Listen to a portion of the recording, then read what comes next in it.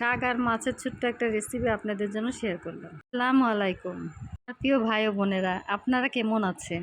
আজ ওদের বাবা বাজার থেকে শাক আর মাছ নিয়ে এসেছে। আমার যদিও শাক একদম পছন্দ না, কিন্তু ওর বাবা প্রতিদিনই শাক আনতে চায়। আমি শাকটা একটু কম পছন্দ করি। এই শাকগুলো ওর বাবা খুব শখ করে নিয়ে আসে। তো আমি এগুলো খুব সুন্দর করে বেছে কেটে তারপর ভালো করে পানি দিয়ে ধুয়ে রান্নায় বসিয়ে দিলাম। আমার মেয়েরা মাছ খেতে চায় না, কাটালা মাছটা একদমই খেতে পছন্দ করে না। একটু কাটা ছাড়া মাছ যেমন তেলাপিয়া মাছটা একটু পছন্দ করে, এর জন্য আনা হয় এবং রান্না করা হয় ওদের জন্য। মাছগুলো বাজার থেকে কেটে নিয়ে এসেছে, এর জন্য মাথাটা বেশি সুন্দর হয় না, একদম কেমন করে কেটেছে, আমার মাথাটা পছন্দ হয় না। তারপরেও আমি সুন্দর করে রান্না আনা হয়েছে, কিন্তু আমি আর এদিকে মুরগি নিয়ে এসেছে, যদিও মুরগিটা রান্না করা হয় নাই, পরে রান্না করে আপনাদের সাথে শেয়ার করব।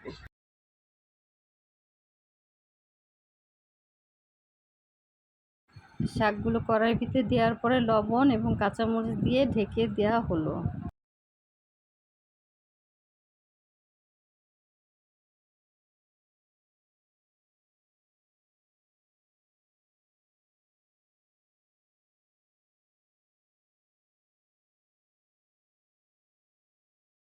5 মিনিটের ভিতরে আমি মাছগুলো ভালো করে সুন্দর করে লাল লাল করে ভেজে নিয়ে নিলাম। মাথাটা ভালো মতন কাটা হয় নাই, বাজার থেকে কেটে এনেছে, তো এর জন্য এভাবে কাটা হয়েছে।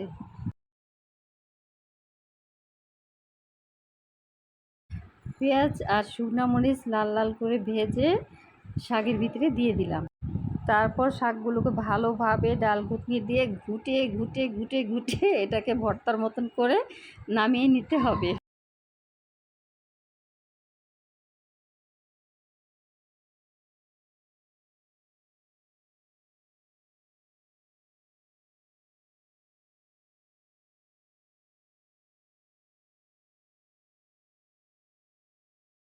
এবং মাছের জন্য পেঁয়াজ, তারপর হলুদ, শুকনো মরিচ এগুলো ভালো করে কষানোর পর মাছগুলো দিয়ে দিব।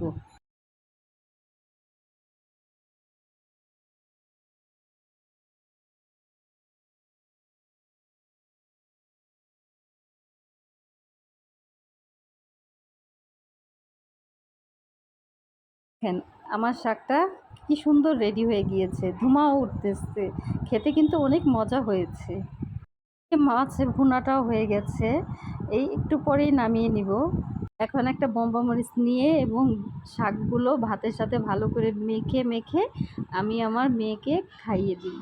আর এদিকে এই যে আমার মাছ ভুনাটা কত সুন্দর হয়েছে, আপনারা এইভাবে বাসায় ট্রাই করবেন এবং বানিয়ে খাবেন।